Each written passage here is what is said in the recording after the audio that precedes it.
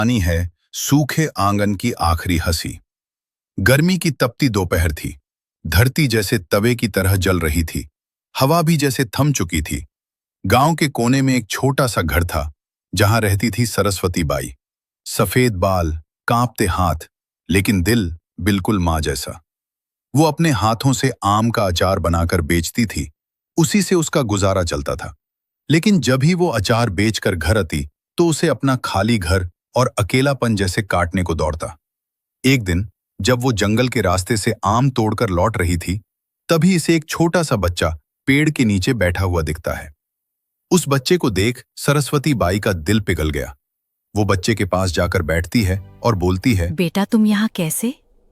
बच्चा कुछ नहीं बोला, बस उसके आंचल को पकड़ लिया।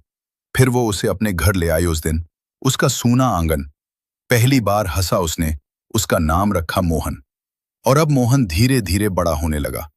वो अचार के मर्तबान पकड़कर बैठता और कहता, दादी मैं भी काम करूंगा। सरस्वती बाई हंस देती। तू बस खुश रह बेटा, वही मेरा काम है। गांव वाले भी अब उसे पहचानने लगे थे। देखो, ये सरस्वती का पोता है। लेकिन हर किसी को ये खुशी पसंद नहीं थी। गांव में एक औरत थी, काली बाई। उसका दिल जलन से भरा था।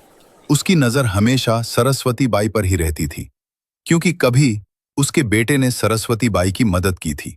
लेकिन बाद में काली बाई को लगा कि सरस्वती ने उसका फायदा उठाया। उस दिन से उसके दिल में नफरत और जलन भर गई थी। और अब वो मोहन को देखकर और जलने लगी। एक अनाथ को उठाकर लाके लोगों की सहानुभूति ले रही है।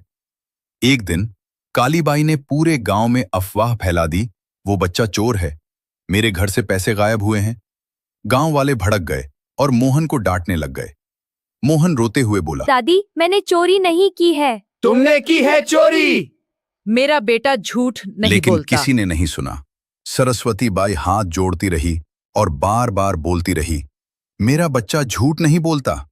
लेकिन लोगों ने उन दोनों की एक नहीं सुनी। गुस्से में लोगों ने फैसला लिया, सरस्वती और इस बच्चे को गांव से निकाल दो।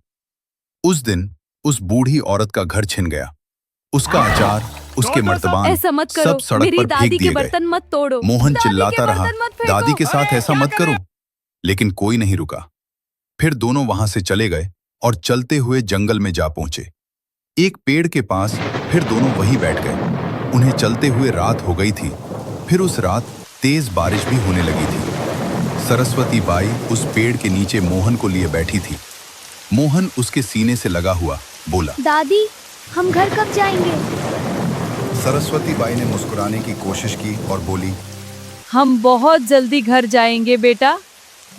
लेकिन उसकी आंखों से आंसू बह रहे थे। उसे पता था अब कोई घर नहीं बचा। फिर अगले दिन काली बाई का बेटा दौड़ता हुआ आया और बोला, माँ पैसे मिल गए, तुमने ही पुराने बक्से में रखे थे। ये सब देख पूरा गांव सन्न रह गया और सब सोचने लगे, ये हमने क्या कर दिया। और सबको अपनी गलती का एहसास हुआ। लेकिन अब बहुत देर हो चुकी थी।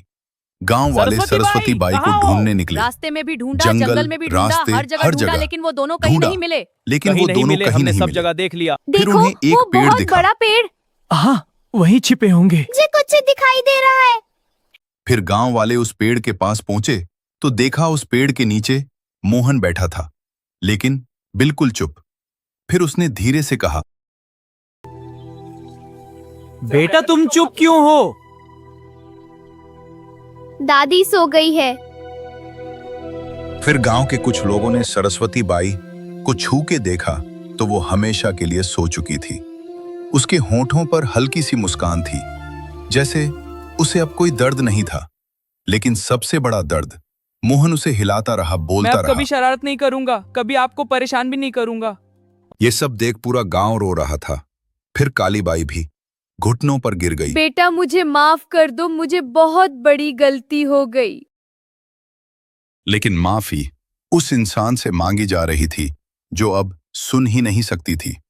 फिर कुछ साल बाद मोहन बड़ा हो चुका था और वो उसी गांव में रहता था और अचार बेचता था।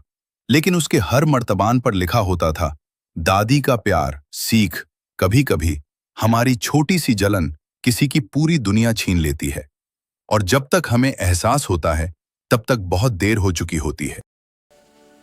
हमारी ये कहानी आपके दिल तक पहुंची हो तो वीडियो को एक लाइक और चैनल को सब्सक्राइब जरूर करें। धन्यवाद।